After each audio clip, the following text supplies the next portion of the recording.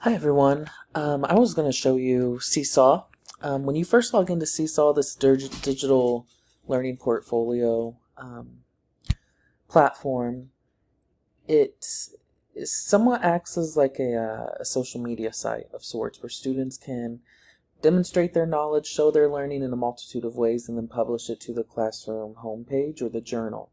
So this is the screen that you see when you log in. I'm logged in as a teacher, and if I wanted to create, say, an activity for students to do, then I would start with this add button up here.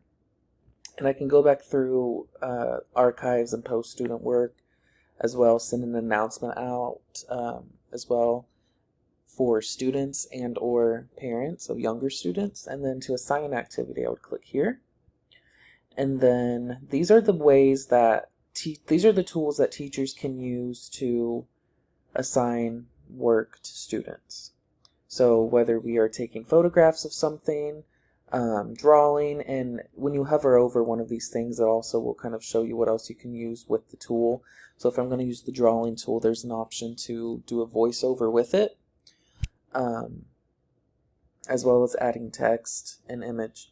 I can do a video, post links, add text, notes, note pages, or upload any other type of media file for my students as well. If it's not something that's in Seesaw, say you have a file that's on Google Docs or a Google slideshow that you want to share, that you can upload it then through this directly to the Seesaw links.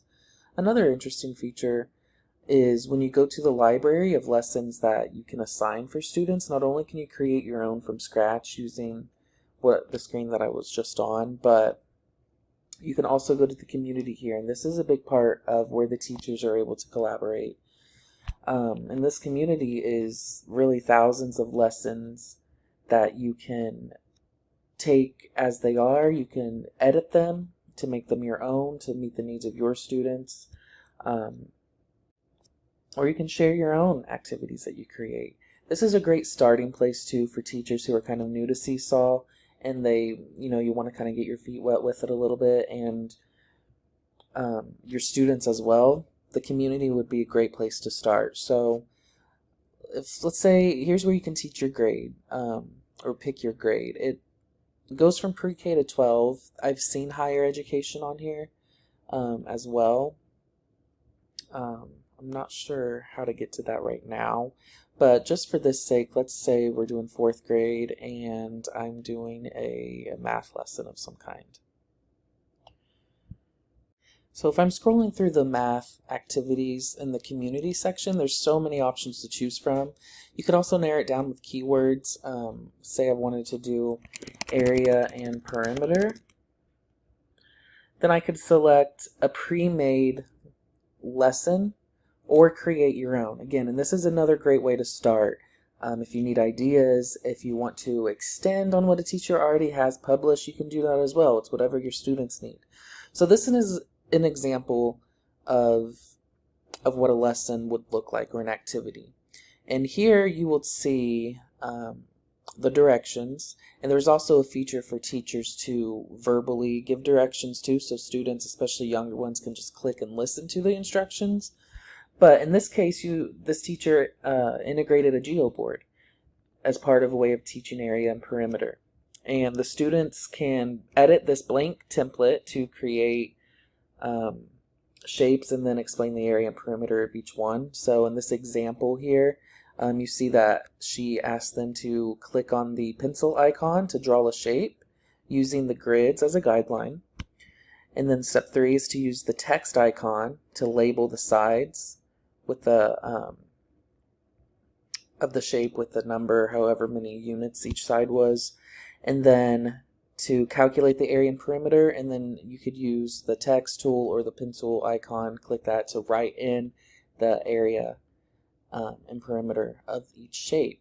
And then the quotation part, or this could also be a microphone part, could be where students could explain what their work was and how they got to their answers in real time as they're figuring it out, recording their screen and recording their voice as it's happening.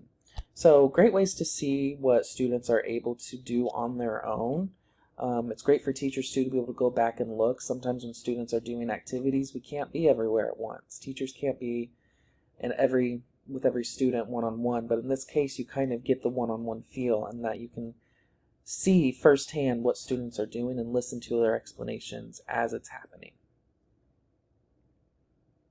Okay, the next thing I want to show you is a Seesaw lesson. So the community and your library is an activity where really students are showing what they know and they're demonstrating, which is a big part of what Seesaw is opportunities for students to demonstrate their comprehension or their knowledge of concepts that are being learned in the classroom.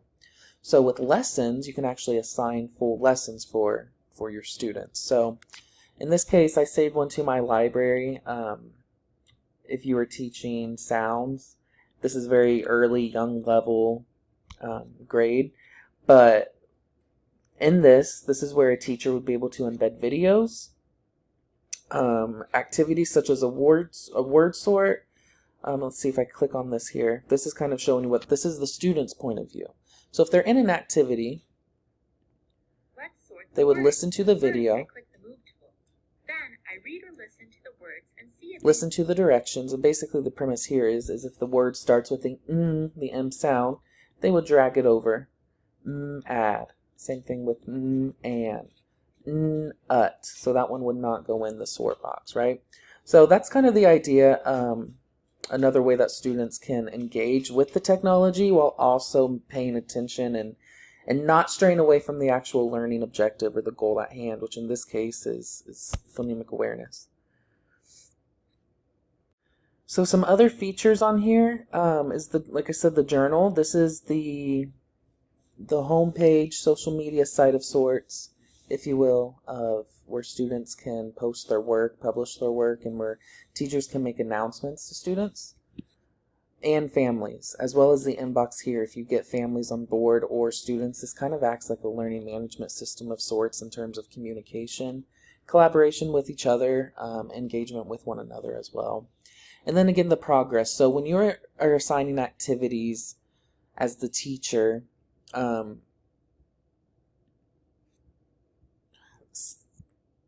some features you do have to pay for. Most of it is free. However, data reports do come up.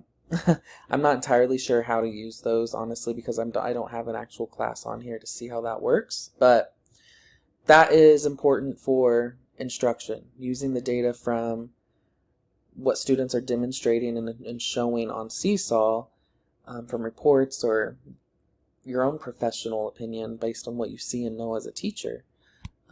Can really drive the next steps for what they need or differentiate the activities based on what you're seeing students struggling with. If some are having more difficulty with certain features, that's a technical point, but it's also still important in making sure that the students are using the technology appropriately so that they know how to use it and how to use it for the learning purpose.